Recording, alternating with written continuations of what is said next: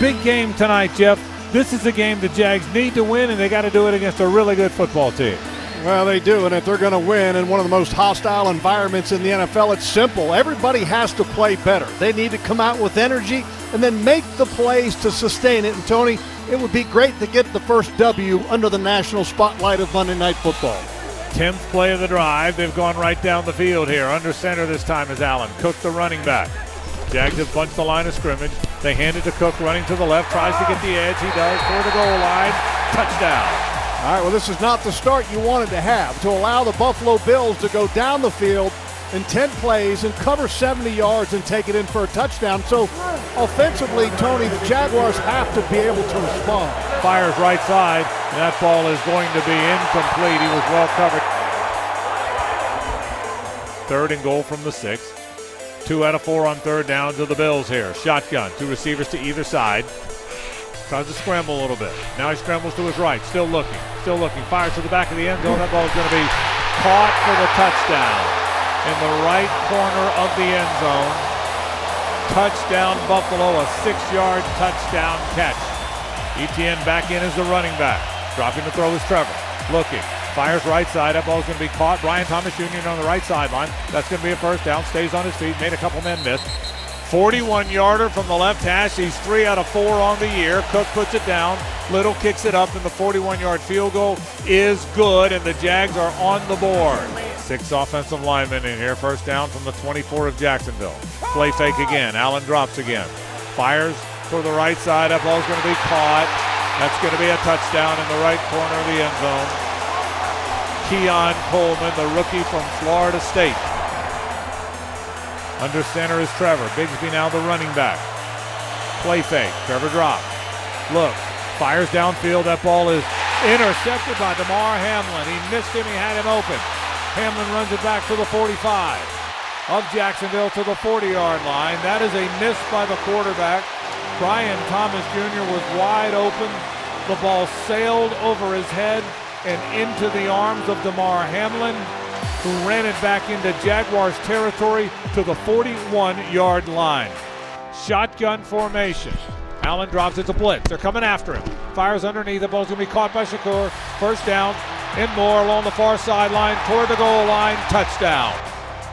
1:31 to play in the half. They trail 27-3 here. Dropping is Trevor, a blitz this time. Trevor tries to scramble out of there. Can't do it. Going to get sacked.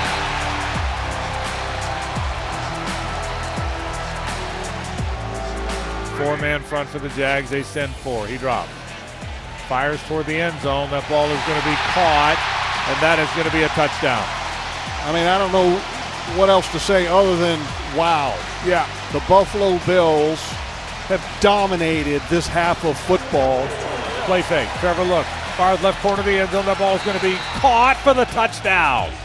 The Jags finally get in the end zone. Brenton Strange, a touchdown reception from 6 yards away from Trevor Lawrence. Yeah, that'll do it. The teams will shake hands. There were high expectations for the team. The owner said this is the year to win. Shad was very clear about that. He made a point to say when he spoke to the team, I was not misquoted. This is the year to win. And I think the expectations were that obviously the team would get off to a better start than this. I think that's kind of where they are now. You want the type of guys on your team and in your organization that are embarrassed, that are mad, that because they take pride in what they do and what they put on the field. And I hope every guy in that locker room is a little bit embarrassed. And the next thought is, I cannot wait to get back to work and so we can go play next Sunday to change the narrative of who we are as a team. You know, we got to fix the mistakes that are showing up, and there's plenty of them to pass around to everybody. So, you know, we're the ones that got to make the corrections, and at the end of the day, when we step on that field, we got to make the plays. And I think that's what we're lacking right now is we're just not making the plays. We're in positions to do it and not doing it. So there has to be changes, whether it's play design, personnel, everything's on the table. Let's call it, right? And those are all things that we have to, I have to look at, we have to look at as a staff and and make the adjustments. It's just we gotta make the plays. It's that simple. This game is hard, but it's not that hard. We made it look really, really hard today, and we're a lot better than that.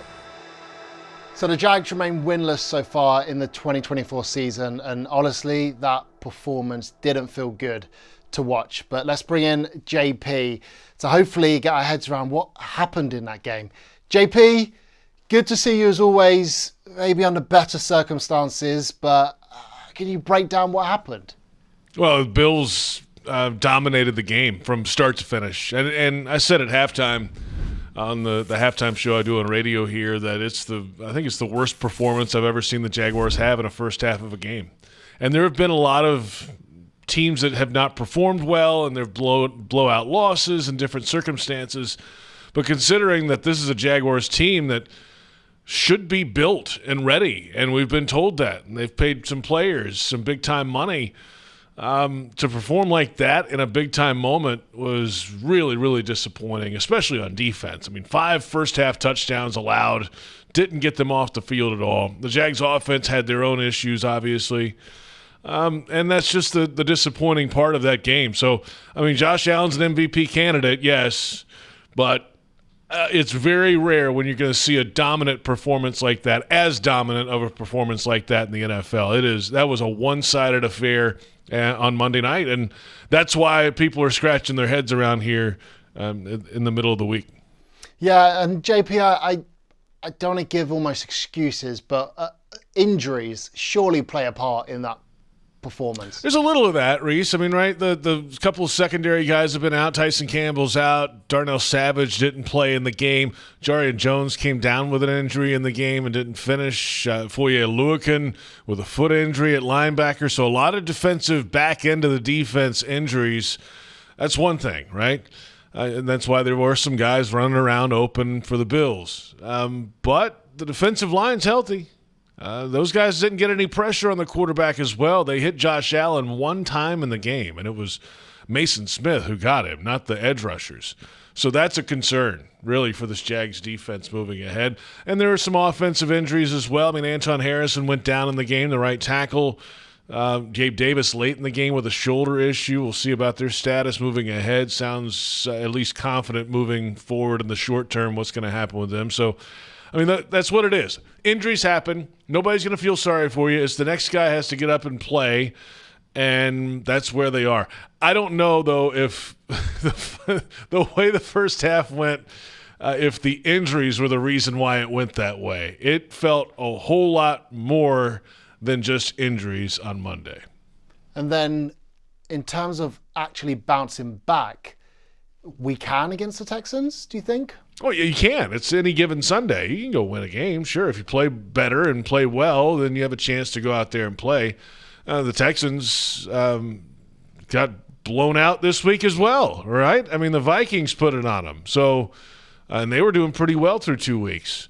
Now, it is a dangerous team. We know what they can do. We know what they can be down in Houston. It's a tough place to play, especially when they're playing well. It can be very loud and an underrated, hostile environment in the NFL, in my opinion, in Houston. So I think for this week, though, and we said it last week going in, you know the opponent, you know what they're going to be. You play the Texans twice a year.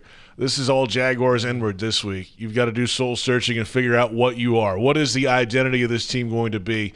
Do these guys want it? And do they want to turn it around? Do they have that fight in them when the adversity hits? And I wrote about it on Jaguars.com in our weekly so-called expert piece that we do going into each game. And my final thought was that, Mike Tyson said, everybody has a plan until you get punched in the face. Well, Jags been punched in the face a few times, and they haven't responded from any of those punches.